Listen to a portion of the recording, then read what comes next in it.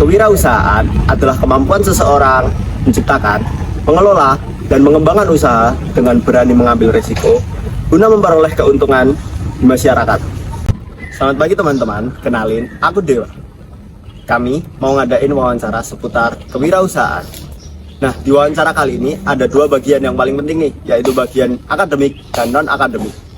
Halo teman-teman, jadi di sini saya bersama teman-teman yang akan mau mewawancarai narasumber di bagian akademik. Sebelumnya mungkin bisa perkenalan nama terlebih dahulu dan siapa yang akan diwawancarai oleh mereka. Halo semuanya, perkenalkan nama aku Larsati Iskandar. Aku akan mewawancarai Bapak Bagus Imam Purnawanto selaku dosen mata kuliah Kebijakan Pencatatan Sipil. Halo semuanya, aku Imelda Francisca. Aku akan mewawancarai Kak Aji dari Fakultas Pertanian. Halo semuanya, kenalin, aku Dinda Aryani. Aku bakal mewawancarai Nisa Putri dari Demografi dan Pencatatan Sipil. Baik Bapak, selamat siang. Sebelumnya perkenalkan nama saya Larsati Iskandar dari Prodi D4 Demografi dan Pencatatan Sipil. Saya ucapkan terima kasih kepada Bapak karena sudah bersedia untuk saya wawancarai. Sebelumnya boleh Bapak perkenalkan diri dengan Bapak siapa dan saat ini sedang menjabat sebagai profesi apa? Oke.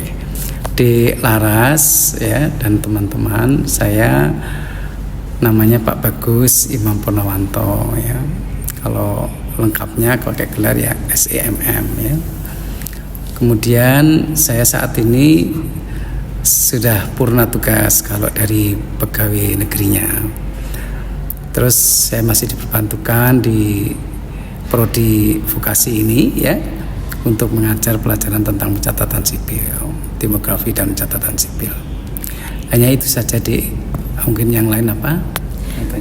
Baik, langsung masuk ke pertanyaan pertama ya Bapak. Apakah yang Bapak ketahui tentang kewirausahaan, Bapak bisa mohon dijelaskan? Kewirausahaan itu kalau kita lihat dari katanya ya, dari kata-kata kita wira dan usaha. Wira itu berani ya, perwira ya. Wira itu artinya berani. Kalau usaha ya kegiatan ya, usaha atau kegiatan, perbuatan atau bekerja dalam rangka untuk mendapatkan suatu hasil kan gitu. Jadi kalau kewirausahaan ya kegiatan yang berani dalam rangka untuk menciptakan suatu hasil. Ya hasilnya apa? Kalau misalnya yang diharapkan itu dalam bentuk usaha, mestinya ada keuntungan, ada uang mestinya kan begitu ya.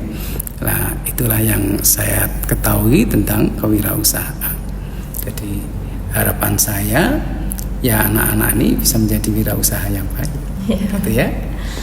Lanjut nggih Bapak, untuk pertanyaan kedua, apakah dulu Bapak pernah menjalani suatu usaha sebelum menjabat sebagai profesi yang sekarang? Saya punya banyak usaha dulu. Ada usaha yang memang gini, untuk memulai suatu usaha itu tidak mudah ya. Untuk berwirausaha itu tidak mudah. Beda dengan kita usaha bisnis biasa, di mana itu hanya meneruskan bisnis misalnya orang tua kita yang sudah berbisnis sebelumnya. Beda dengan wirausaha. Kalau wirausaha itu menciptakan hal yang baru. Itu namanya wirausaha. Saya pernah mempunyai beberapa usaha ketika saya juga sudah bekerja, juga memiliki usaha, yaitu membuat klinik gitu. Klinik bisa dikatakan rumah sakit kecil lah, karena ada rawat inap dan lain sebagainya. Orang berusaha atau berwirausaha itu butuh keberanian, melihat peluang juga. Nah, kalau tidak berani, ya saya yakin nggak usahlah kita berusaha. Ya, ketika saya buat klinik, berani nekat membuat keberakan resiko, tentu khususnya dalam hal uang untuk modal itu ya. Kami pinjam modal, kami buat klinik untuk membangun klinik, pasiennya banyak sekali. Nah, dalam hal pengelolaan itu penting. Jadi usaha di samping juga ada keberanian, kemudian ada kesempatan, kemudian ada peluang, opportunity itu kami manfaatkan. Tapi manajemen itu ternyata penting. Ketika kami itu membagi waktu antara bekerja di pegawai negeri dan berwirausaha itu tidak bisa sinkron ternyata. Akhirnya usahanya yang lama-lama menjadi berkurang Padahal tadinya itu ramai sekali gitu. Nah, oleh karena itu orang yang berwirausaha itu harus betul-betul fokus, tidak bisa membagi, apalagi itu dalam hal untuk mengambil peluang yang ada di situ. Akhirnya usaha kami beberapa tahun itu tutup, butuh modal yang besar. Padahal itu juga dari hutang dan lain sebagainya. Nah, terus usaha yang lain, saya pernah membuat satu minimarket seperti kalau sekarang ini kita banyak ada Alfamart, Indomaret. Pada saat itu belum banyak kami meneruskan bisnis orang tua saya yang pada saat itu dia memang membuka warung ya. Warungnya malam hari bukanya. Tapi karena saya ingin membuat lebih modern, saya buat seperti Indomaret, Alfamart itu. Ternyata dengan majunya kondisi saat ini, banyaknya Alfamart itu betul-betul mematikan usaha-usaha gitu yang seperti itu, kelontong itu akhirnya macet juga.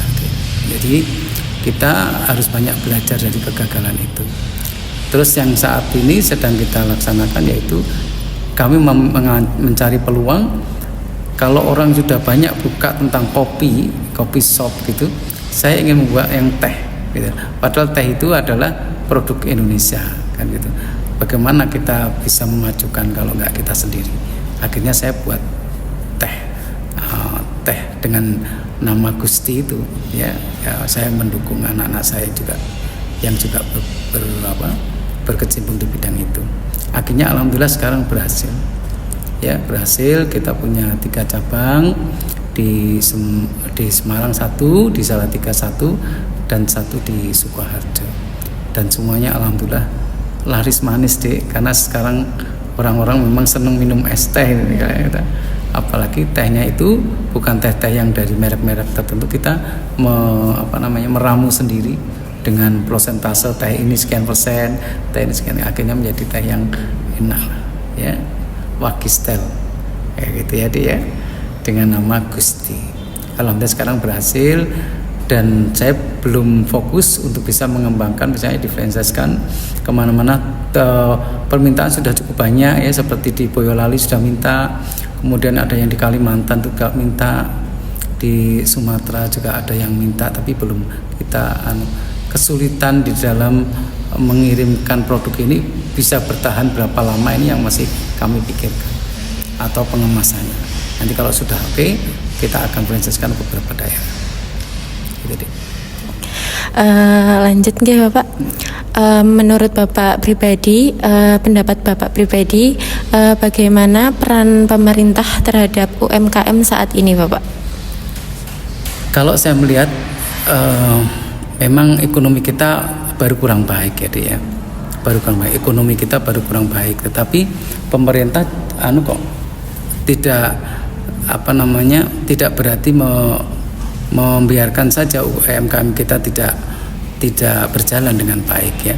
Saya lihat adanya dinas perdagangan dan UMKM saat ini sudah banyak membantu masyarakat di dalam mengembangkan usahanya gitu.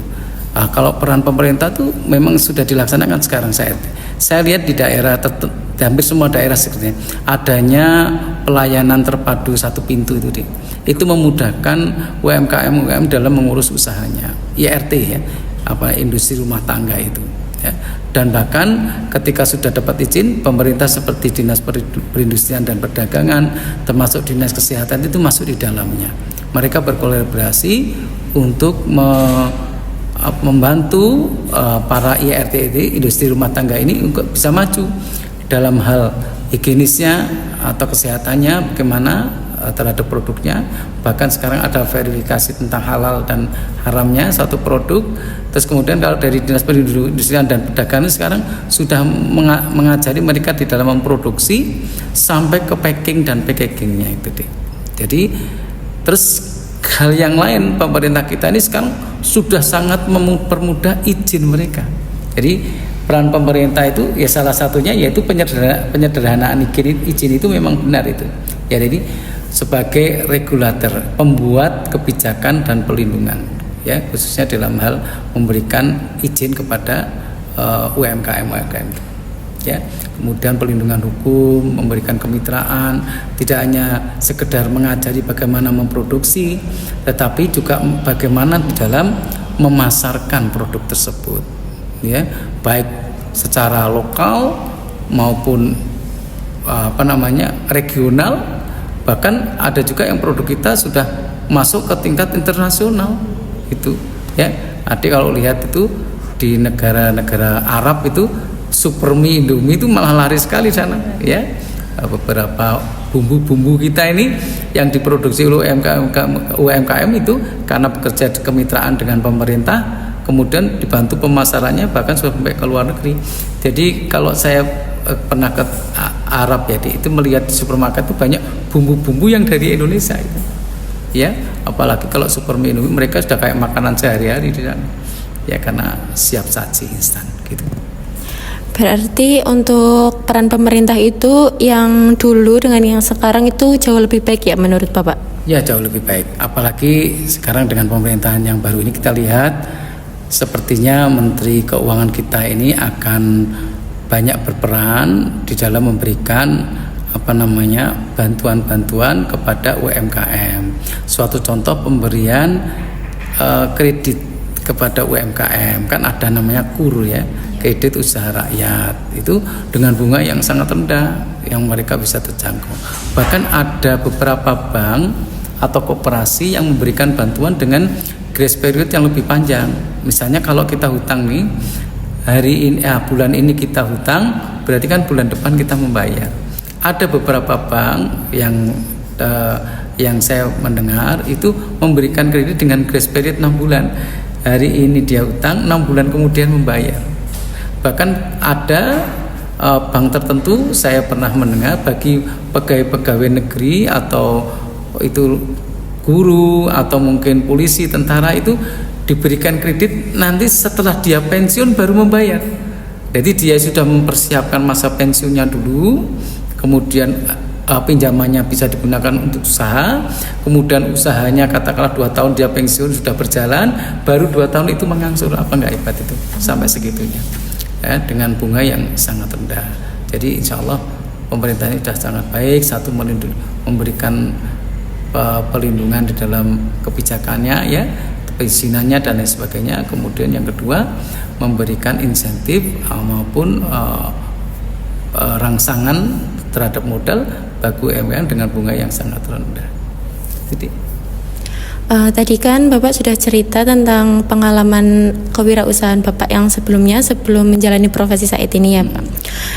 Itu menurut saya cukup banyak. Nah, sejak kapan Bapak itu sudah mulai mendirikan usaha sendiri secara pribadi? Apakah dari Bapak masih kecil saat usia SMP atau SMA, atau memang sudah dewasa saat usia dewasa gitu, Pak? Sebetulnya jiwa usaha itu sudah saya dapatkan dari kedua orang tua saya, ya. Pak Bagus memang hidup dari orang yang tidak punya dulu. Jadi waktu kecil saya melihat orang tua Pak Bagus itu memang sebagai pegawai tetapi tidak mampu untuk membiayai kehidupan keluarga.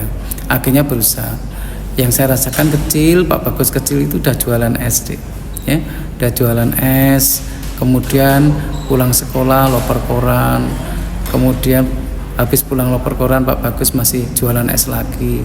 Mentelin es sampai jam 11 malam, kemudian habis itu bantu orang tua menjahit. Jadi dari kecil kelihatannya Pak Bagus sudah ada jiwa usaha yang diwariskan dari kedua orang tua kami. Jadi memang pekerja berat kita, pekerja keras katakanlah, tidak santai-santai seperti anak-anak saat ini kelihatannya seperti, ya. Kita betul-betul bekerja membantu orang tua di dalam mencukupi kebutuhan keluarga. Jadi kalau seandainya sekarang ini memulai usaha sudah tidak kaget sebetulnya, hanya saja siap-siap gagal dan siap-siap tentunya untuk berhasil. Gagal dan hal biasa dalam berusaha. Jadi itu yang Bapak bisa sampaikan, ya, dia. Jadi kalau saat ini punya usaha yang berhasil, yaitu dari beberapa yang gagal, itu, ya, dia. Baik Bapak, terima kasih atas jawaban dan inspirasi yang telah Bapak berikan kepada saya dan juga teman-teman yang lain. Saya juga ucapkan terima kasih karena Bapak sudah bersedia untuk saya wawancarai. Baik, Terima kasih saya Bapak. pesan ya sama anak-anak, nanti kalau lulus ya sebagai sarjana jangan berharap untuk jadi pegawai saja. Kalau bisa ciptakan usaha-usaha lain. Anda bisa jadi wirausahawan, jangan menjadi pegawai saja. Kalau pegawai kan Anda bekerja dibayar. Kalau ini Anda akan membayar gaji orang lain. Kalau sebagaimana yang pernah disampaikan oleh seorang pengusaha Bob Sadino itu, sebesar apapun kamu bekerja di suatu perusahaan, kamu masih sebagai pegawai. Gitu. Tapi sekecil apapun kamu itu punya usaha, kamu menjadi direkturnya. Gitu ya. Saya kira itu yang kami sampaikan. Terima kasih. Terima kasih Bapak. Selamat siang Kak. Siang. Terima kasih atas waktunya. Saya Imelda Francisca dari Program Studi Demografi dan Pencatatan Sipil. Sebelumnya dengan Kakak siapa? Namaku David Taskur Ajam Aji. Usaha apa yang dijalankan saat ini? Saat ini aku menjalankan usaha utamanya tuh makanan. Ada produksi tahu bakso, ada es krim susu. Tapi selain itu juga ada usaha tanaman juga, ada lukisan juga untuk saat ini. Menurut Kakak apa itu kewirausahaan? Kewirausahaan itu menurutku kayak kemampuan untuk melihat peluang ya. Untuk melihat peluang, misal wah keadaan seperti apa, menjadi cuan gitu loh ya. Jadi kayak kemampuan untuk bisa mengusahakan sendiri, mengadakan usaha sendiri gitu. Apakah Kakak memiliki pengalaman usaha lain selain ini? Ada, jadi usaha selain ini juga ada tanaman, ada lukisan kan. Tapi yang zaman dulu itu pernah juga ada hewan juga, ada hamster, ada kelinci, ada landak mini, ada kayak kerajinan craft itu juga ada sih. Untuk saat ini yang masih agak nyambung dikit sama yang zaman dulu itu ya lukisan itu tadi. Gitu. Menurut Kakak, bagaimana peran pemerintah dalam mendukung UMKM seperti usaha yang Kakak jalankan? Mungkin sama aku usaha ndak ada kayak yang bantu gimana-gimana, paling ngurus halal, PIRT sama NIB itu paling itu ya. Itu aja, mudah kok. Terima kasih Kakak atas waktunya. Halo, selamat siang Kakak. Siang. Perkenalkan, saya Dinda Aryani dari D4 Demografi dan Pencatatan Sipil. Oke, pada siang hari ini saya akan mewawancari Kakak terkait kewirausahaan. Boleh tahu dengan Kakak siapa sebelumnya? Ya, perkenalkan saya Anissa Putri, saya dari Program Studi D4 Demografi dan Pencatatan Sipil Angkatan 2024. Oke, baik. Saya mulai ya, Kak. Apa yang Kakak ketahui tentang kewirausahaan? Oke, menurut saya kewirausahaan itu nggak hanya soal berjualan. Jadi bagaimana cara seseorang itu mengambil peluang, terus menciptakan usaha baru yang bermanfaat bagi masyarakat juga. Seperti itu, Kak. Oke, baik. Sebelumnya, apakah Kakak sudah memiliki pengalaman dalam usaha? Iya, waktu saya SMA itu saya pernah berjualan skincare. Jadi saya membeli stok-stoknya itu dari Shopee, kemudian saya menjualnya kembali. Biasanya saya membeli itu waktu tanggal kembar kayak 10-10, 11-11 gitu kan turun harga ya Kak. Nah itu nanti saya menjual kembali ke e-commerce gitu. Untungnya sekitar 10-15 ribu per itemnya, kayak gitu. Oke, baik. Dalam menjalankan usaha atau berkewirausahaan, apakah Kakak menghadapi sebuah tantangan dan bagaimana cara menghadapi tantangan tersebut? Kalau tantangan sudah pasti ada ya Kak, karena saya itu berjualannya di e-commerce, jadi pastinya ada biaya admin layanan dari Shopee sendiri itu kan ya untuk saat ini sangat tinggi. Jadi saat ini saya beralih untuk berjualan di Telegram atau menawarkan ke teman-teman, seperti itu cara saya mengatasinya. Bagaimana peran pemerintah dalam mendukung UMKM di sekitar Kakak? Oke, untuk peran pemerintah untuk mendukung UMKM di sekitar saya, biasanya pemerintah udah ngelakuin pendampingan dan sosialisasi kepada pedagang-pedagang UMKM dan juga biasanya melakukan promosi melalui bazar, terus juga promosi online seperti itu. Apakah Kakak pernah mengikuti pelatihan yang diadakan oleh pemerintah? Untuk sejauh ini saya memang belum pernah, tapi kalau nanti bakal ada event lagi, saya bakalan ikut. Menurut Kakak, apakah kebijakan yang dilakukan pemerintah sudah baik? Menurut saya sejauh ini sudah cukup baik, tetapi pemerintah tetap perlu meningkatkan kebijakannya. Seperti mengenai pajak, itu pemerintah bisa menurunkan atau meringankan pajak bagi UMKM, lalu juga melakukan pelatihan digital marketing. Oke kakak, terima kasih sudah bersedia untuk diwawancarai oleh saya. Terima kasih banyak atas waktu dan kesempatan yang diberikan oleh kakak. Terima kasih kembali, Kak. Nah teman-teman, jadi kami tadi habis mewawancarai di bagian akademik. Di dalam akademik kita dapat insight yang penting tentang teori dan peran pendidikan dalam kewirausahaan. Selanjutnya kita akan berbicara tentang non-akademik. Kalau tadi di akademik kita mendapatkan teori dan pendidikan, kalau di bagian non-akademik kita akan dengar langsung pengalaman dari para pelaku usaha yang sangat inspiratif tentunya.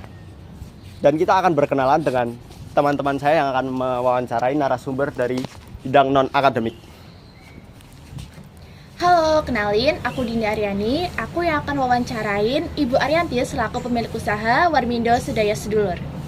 Halo, kenalin, aku Arini Dina Istighfara. Aku yang akan mewawancarai Bapak Umar sebagai pemilik usaha SB. Halo, perkenalkan, aku Natifah Jarifai. Aku yang akan mewawancarai Bapak Guguh Bayu Saputra sebagai pemilik kuliner soto dan burung. Yuk ikuti keseruan kita.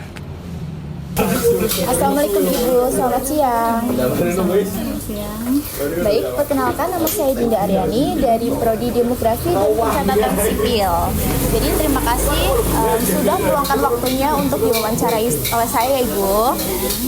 Boleh tahu dengan Ibu siapa dan usaha apa yang sedang dijalankan saat ini? Perkenalkan, nama saya Arianti, owner dari Warmindo Sedaya Sedulur yang berada di belakang kampus ya.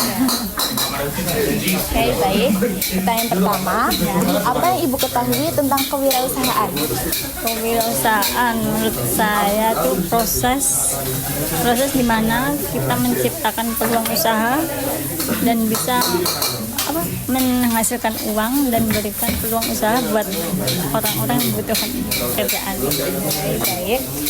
Apakah Ibu sudah memiliki pengalaman usaha sebelumnya selain usaha saat ini? Belum ada. Oke, berarti usahanya hanya ini ya Ibu? Oke, selanjutnya, apa peran pemerintah dalam menjalankan atau mendukung usaha UMKM seperti usaha Ibu saat ini? Tidak ada. Oke, baik. Jadi tidak ada dukungan dari pemerintah, hanya survei-survei ya Bu ya. Baik. Terima kasih atas waktu yang telah Ibu berikan untuk diwawancarai oleh saya dan teman-teman ya Ibu. Selamat pagi Bapak, sebelumnya perkenalkan saya Arini Dina Istighfara dari Prodi Demografi dan Pencatatan Sipil. Sebelumnya terima kasih Bapak sudah bersedia untuk diwawancarai hari ini. Sebelumnya dengan Bapak siapa dan usaha apa yang sedang dijalani? Saya dengan Bapak Umar. Usaha yang dijalani fotokopian di belakang UNS. Sebelumnya apa yang Bapak ketahui tentang kewirausahaan sejauh ini Pak? Sejauh ini saya ya cukup fotokopi dari mulai kuliah. Jadi saya ikut orang gitu, jadi nyambi di fotokopian. Selanjutnya saya ikut di instansi sebenarnya, instansi di Rumah Sakit PKU Muhammadiyah selama 3 tahun. Kedepannya lagi saya pikir nggak ada perkembangan di sana, saya kewirausaha lagi karena udah punya skillnya di fotokopi. Berarti usaha yang pernah dijalani hanya ini atau Bapak pernah berdagang kecil-kecilan atau apa yang lainnya? Berdagang banyak sih sebenarnya, cuma yang fokusnya di fotokopi, yang pokoknya. Cuma yang lain itu sambilan gitu. Kayak berdagang gitu toh. Iya. Kalau boleh tahu apa Pak? Sebutkan beberapa. Wah, kalau itu ya kayak sembako, saya juga jualan di rumah. Terus jualan pulsa. Terus jualan listrik, alat-alat listrik di toko yang di rumah, tapi sama yang sambilannya dagang jual beli motor. Oh, jual beli motor. Oh, baik-baik. Untuk pertanyaan selanjutnya, bagaimana menurut Bapak dengan peran pemerintah ini, apakah mendukung UMKM atau tidak? Sebenarnya kalau pemerintah itu gimana ya? Nek mendukung pas awal-awal Covid itu ada bantuan dari pemerintah. Itu yang mau mengajukan, yang punya bisnis apa punya usaha itu dapat kayak dispensasi gitu. Jadi bantuan dari pemerintah. Nilainya ya bertahap. Jadi tiap bulan, tiap 3 bulan dulu. 3 bulan. Berarti untuk sekarang sudah tidak ada itu, Pak? Kalau sekarang tidak ada. Ya mandiri ya, masa-masa sulit kayak gini ya bertahan aja. Kalau untuk usaha. Iya. Iya. Itu saja yang bisa saya tanyakan, Pak. Terima kasih sudah bersedia untuk diwawancarai. Sama-sama ya. Sekian dari saya. Selamat pagi, Pak. Boleh langsung diperkenalkan dengan Bapak siapa? Ya, Waalaikumsalam warahmatullahi wabarakatuh. Selamat pagi, Mas Nadib. Untuk yang pertama, perkenalkan nama saya Kukuh Bayu Saputro, usia 32 tahun, alamatnya di Wangen, Wonorejo, Klaten. Usia berapa tadi, Bapak? Usia saya 32 tahun. Untuk kegiatan sehari-hari apa? Untuk kegiatan sehari-hari sebenarnya saya itu masih dikategorikan sebagai karyawan swasta, karyawan di pabrik, suatu pabrik di Wonorejo juga. Dan kemudian saya merambah di dunia kuliner, yaitu saya buka warung soto dan sop manten di daerah Cokro. Langsung saja ke pertanyaannya ya, Bapak. Yang pertama, sejak kapan Bapak mulai tertarik berwirausaha? Untuk berwirausaha sebenarnya saya itu udah lama. Untuk yang pertama dulu sebelum corona itu saya berusaha membuka usaha di dunia hobi, yaitu hobi saya untuk jual beli burung, atau di dunia kicomania itu jual beli burung online dari Klaten, Solo, Jogja, dan alhamdulillah di luar pulau juga udah pernah kirim. Kemudian karena corona untuk bisnis di dunia burung itu agak redup.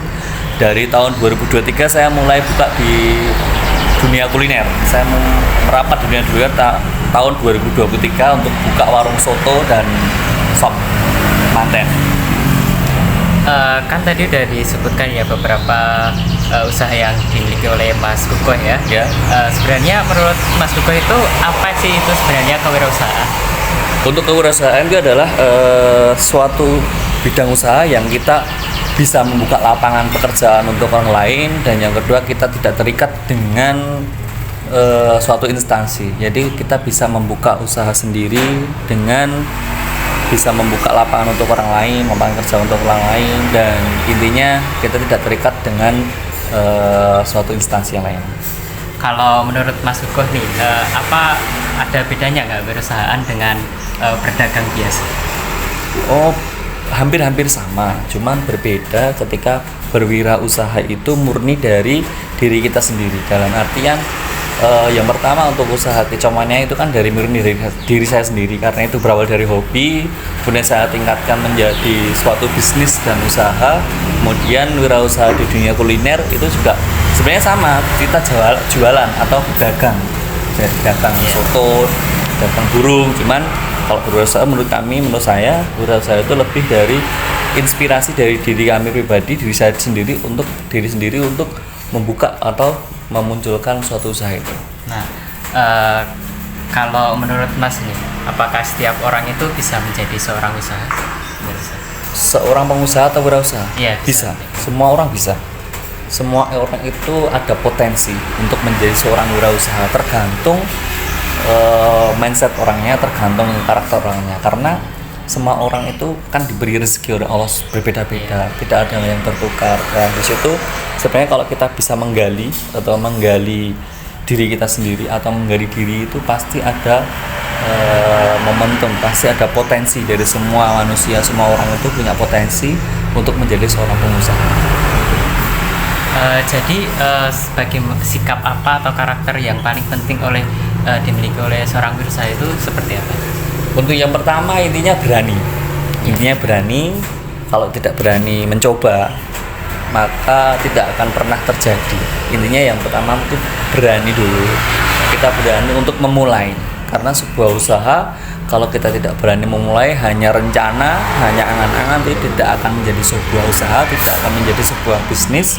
Dan itu pun harus diiringi, harus berani dengan netnya, dengan strategi yang matang, perhitungan yang matang. Karena setiap usaha pasti ada untung ruginya, setiap usaha pasti ada plus minusnya, tetapi tergantung kita yang mensikapinya untuk bagaimana mengelola usaha kita itu, atau mengelola sebuah potensi kita itu menjadi sumber rezeki kita atau menjadi usaha kita. Dan diiringi juga yang terutama jangan lupa jujur harus nomor satu. Nah, kalau dalam berwirausaha itu sebenarnya apa tujuan utama sih dalam berusaha? Apakah hanya karena keuntungan atau ada hal yang lain? Yang pertama memang kita tidak memungkiri ya, kita yang namanya seorang pengusaha, yang namanya sebuah usaha atau bisnis, pasti yang dihitung adalah sebuah keuntungan. Tetapi di sisi lain kita harus paham, di sisi lain ketika kita menjadi seorang pengusaha, niatkan untuk ibadah. Dalam artian usaha kita itu harus bisa membuka lapangan kerja untuk orang lain, harus bisa memberi jalan rezeki untuk orang lain. Dan yang kedua, suatu saat nanti ketika saya sudah ibaratnya di usia pensiun dari pekerjaan itu, saya bisa tetap menghidupi keluarga gitu. Jadi sebuah usaha atau jadi pengusaha itu yang pertama niatkan dulu untuk ibadah, yaitu untuk memberi nafkah untuk keluarga, dan kedua untuk membuka pintu rezeki untuk orang lain gitu. Nah, tadi kan udah diceritakan sama Bapak nih. Sekarang Bapak kan sedang berwirausaha soto ya. Yeah. Nah, bagaimana Bapak melihat peluang usaha di sekitar lingkungan? Bagaimana ada ide nih buat buka soto di lingkungan sekitar Bapak? Ya, kalau di sekitar lingkungan, kenapa saya buka usaha soto? Dan alhamdulillah saya udah buka 2 cabang, Mas Nadib. Yang pertama itu di daerah Polanharjo, juga di daerah perbatasan Wangen Polanharjo, dan yang kedua ini cabang kedua ada di dekat Pasar Cokro. Ini di cabang kedua. Kenapa saya buka warung soto?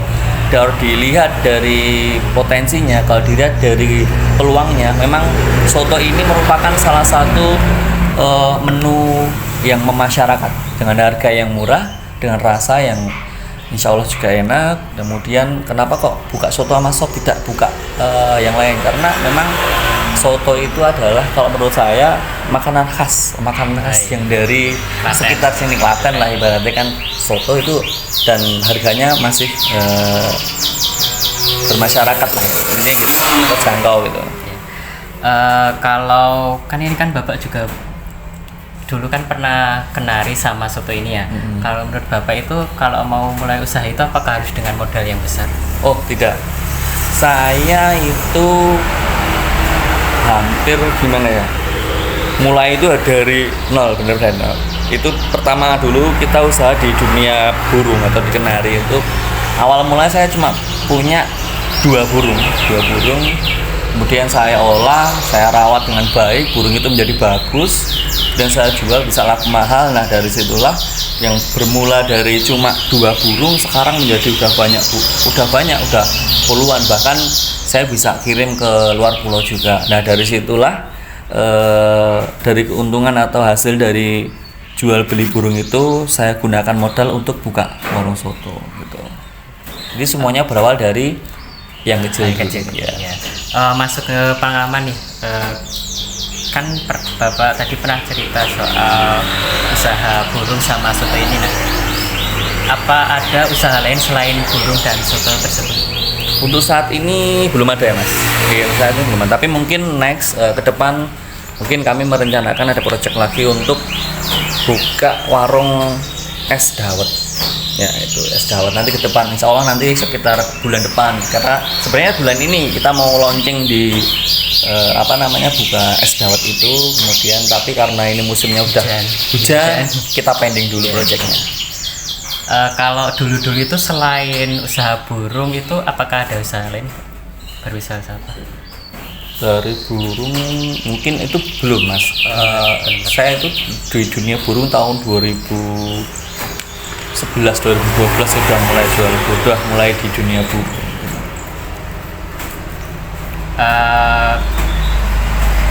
Kalau usaha burung itu alasan bapak apa ya kayak memulai usaha burung tersebut itu karena apa? Karena hobi. Yang pertama itu hobi. Makanya kalau kita mempunyai usaha, kalau kita mempunyai bisnis, kita berwirausaha itu mulailah dari sesuatu yang kita suka.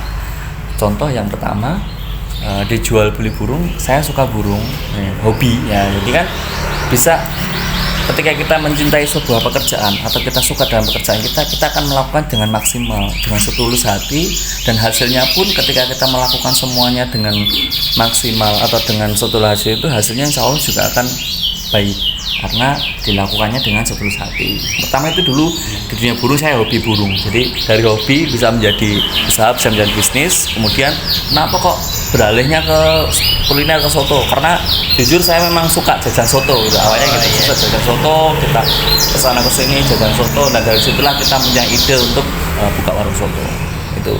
Tadi kan udah diceritakan beberapa usaha bapak nih, yang paling terkesan bagi bapak atau mas Kuba ini apa? Semuanya berkesan, cuman kalau di dunia burung memang dari burung itu bisa merubah apa ya? Merubah ekonomi ya, merubah ekonomi yang dulunya mungkin saya hanya seorang karyawan biasa, yang alhamdulillah dari dunia burung saya bisa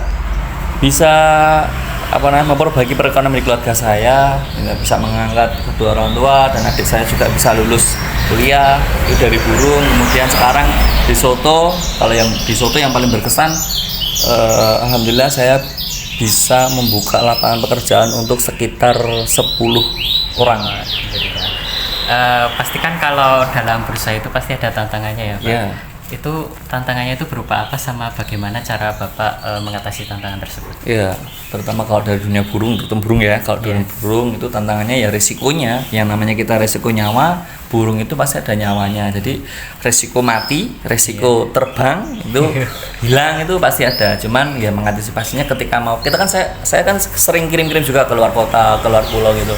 Untuk mengantisipasinya kita ketika packing itu bener-bener pastikan burung dalam keadaan sehat. Kemudian dalam packingan itu pastikan air minum dan makan itu cukup.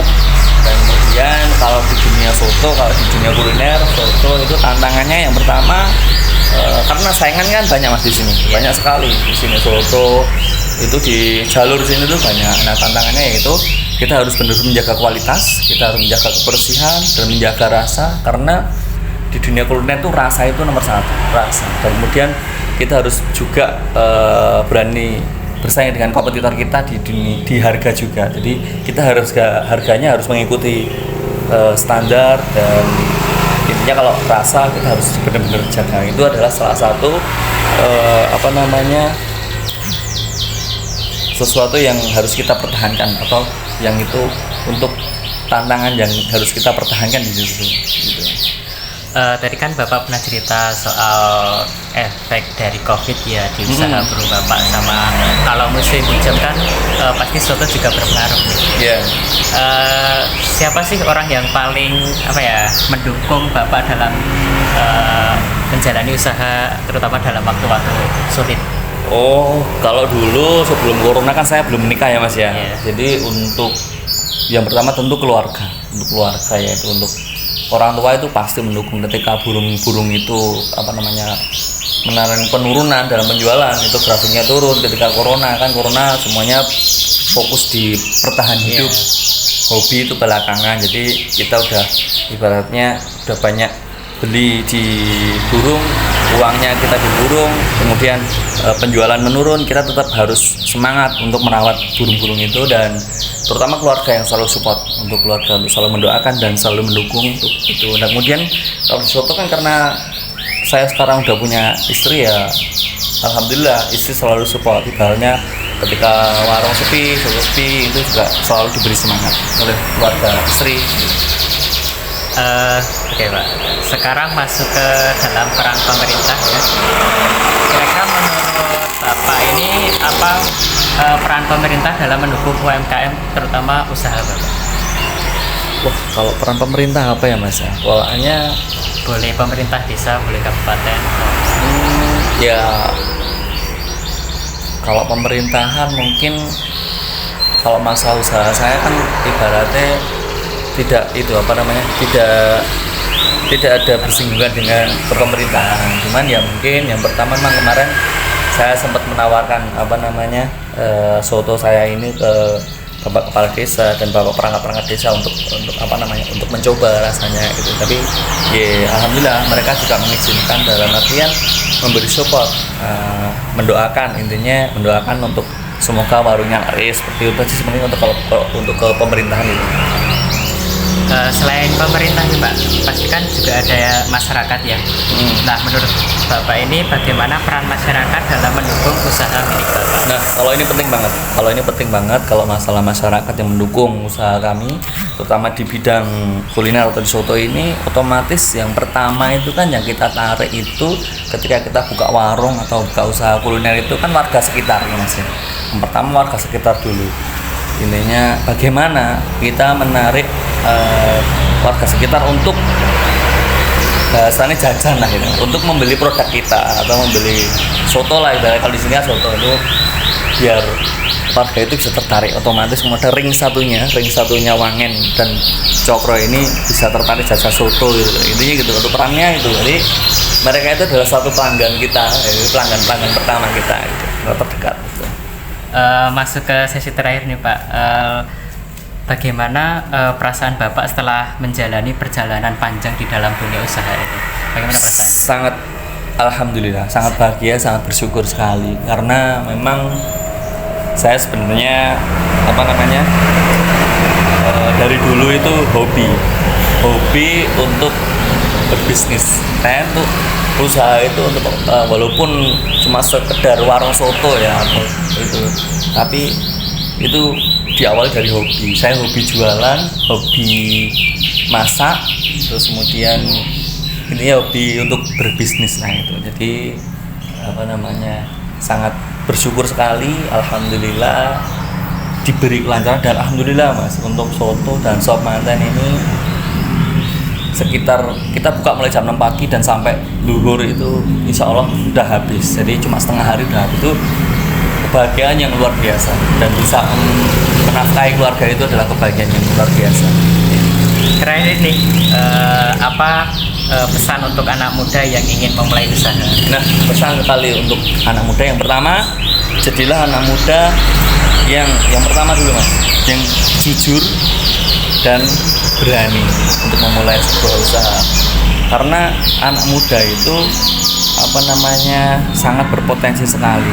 Biasanya apalagi anak-anak muda zaman sekarang itu lebih kreatif lagi di dunia digital terutama. Karena kalau kita tidak didukung dunia digital sampai zaman sekarang seperti ini, kita mungkin akan tertinggal. Nah, jadi untuk teman-teman pemuda atau untuk generasi muda di tahun ini atau di generasi ini, pesan saya jangan takut untuk memulai dan jangan ragu untuk memulai. Jadi ketika sebuah usaha itu harus kita mulai dengan semangat tinggi dan menggali potensi kita. Kemudian ketika kita sudah memulai, jangan lupa kita harus selalu berdoa dan harus selalu diiringi jujur. Itu adalah kunci dari sebuah keberhasilan. Intinya selalu berdoa, kemudian ridho dari orang tua juga, dan kemudian yang terakhir itu selalu jujur. Apapun yang terjadi jujur. Insya Allah nanti ketika sudah jujur, Allah akan meridhoi usaha kita. Terima kasih Bapak telah menyempatkan waktu untuk saya wawancarai. Kalau saya ada salah kata mungkin saya mohon maaf. Terima kasih Bapak. Sama-sama. Nah teman-teman, seru juga ya melihat video dari bidang non-akademik tadi. Di bidang video akademik tadi, kita bisa melihat apa tantangan dan perjuangan para pelaku usaha dalam bidang usahanya. Selesai sudah video kali ini di bidang akademik maupun non-akademik. Dan dapat kita simpulkan bahwa kewirausahaan bukan hanya teori, melainkan juga kreativitas dan keberanian mereka untuk memulai usahanya mereka. Terima kasih sudah menonton video ini dan saya ucapkan semangat kepada calon wirausahaan muda. Terima kasih sudah menonton. Bye bye.